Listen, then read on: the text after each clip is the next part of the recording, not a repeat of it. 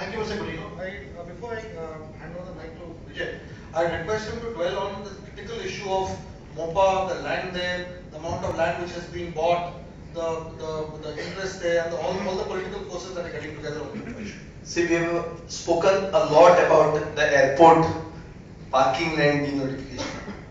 In the context of MOPA, it is only part of a scheme of strangulating Daboli and starting in haste with MOPA, with which this parking land issue could be discussed. But I think we have stretched that issue a little too far. Now we have to let us discuss about MOPA. Let us discuss about late Mr. Mathani's views on this. I will quote a letter written by Mr. Mathani Sardana. He says that Goa is already saturated with further profit-ridden development by builders, real estate agents, and unscrupulous elected representatives. Goa soon will make all Goans not only a minority but strangers in their own land. Do we want this? Goans and all others who love Goa, irrespective of religion, caste, region, or political affiliations, unite to stop Goa from being eliminated. He says that according to information available, builders bought large tracts of thickly vegetated land in Padne during the period from April 2006 and June 2008.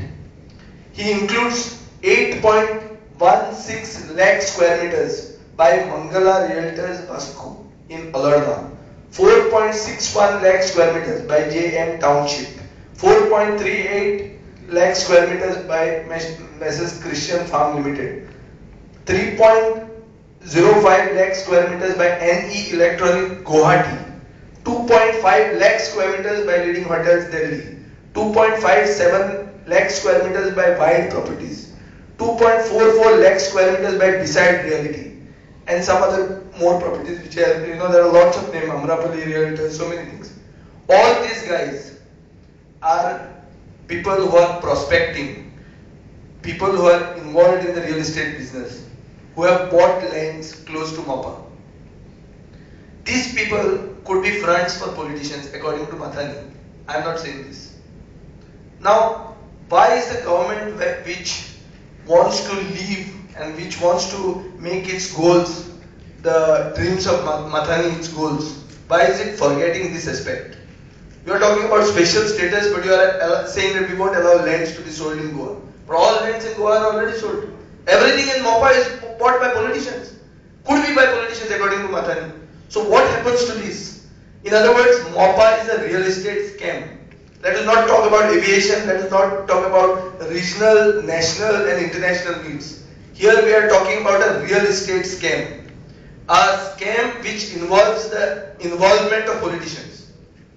Now, the ICAO report says that political and social needs may call for MOPA. Now, what are the political needs? Are those political needs connected to the real estate business, which are either Benami or through their partners invested? It is very clear from the preceding debate that viability of two airports just cannot happen. So, who are we politicians sitting here who can say, no, it will last for sure? But who are we? Who is any elected person? Elected people are there today, we won't be there tomorrow. We cannot say that two airports will continue there. And experts in the civil aviation sector are certifying that viability of two airports is in doubt.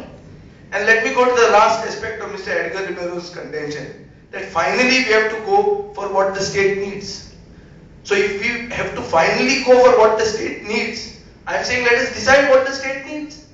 Let us here decide, let us start an actual movement to decide what the state needs. I am feeling the people who are ruling the government today, why are they not here? Because they want to build MOPA. They want to do dadagiri and grab lands of MOPA farmers. Mr. Momin Gujjar is saying that they should get their due, their land shouldn't go for a song, but their land acquisition is gone in the third stage. 80 lakh square meters, the answer has been given to me that 64 lakh square meters land acquisition is complete. A total 87 lakhs is being contemplated. The biggest land acquisition in the history of Goa is being done when the farmer is being dispossessed by giving 5 rupees a square meter and with an increased rate of 40 rupees. Tomorrow the airport comes, his land value will be 10,000 rupees a square meter. Why is it not being given 30%? Why is it not being given 25% as per the new Land Acquisition Act which has been cleared by the Standing Committee of Parliament? Why is it not being given as per the vision document of the BJP by which this parivartan happened and these guys came to rule? So I am giving a challenge to everybody. Everybody who is concerned with the future and who thinks for the greater good of Goa. Let us have an opinion poll on MOPA. Let us see how many people vote, how each Goan wants MOPA. And if Goans want MOPA, let MOPA happen. Let it go bulldoze over the heads also. But if not, this government has no moral right because this government has lied to the people of Goa. This government has lied on the regional plan. This government has lied on illegal mining. This government has lied on the Khazan land development. Everything which the government has said, it has done U-turns. Only few people here will not agree that this government is not a government of U-turns. Mr. Parrikar is a U-turn specialist. That is his name. On the Lok Ayukt, which is exposing corruption, which is supposed to be the ombudsman for probity in public life.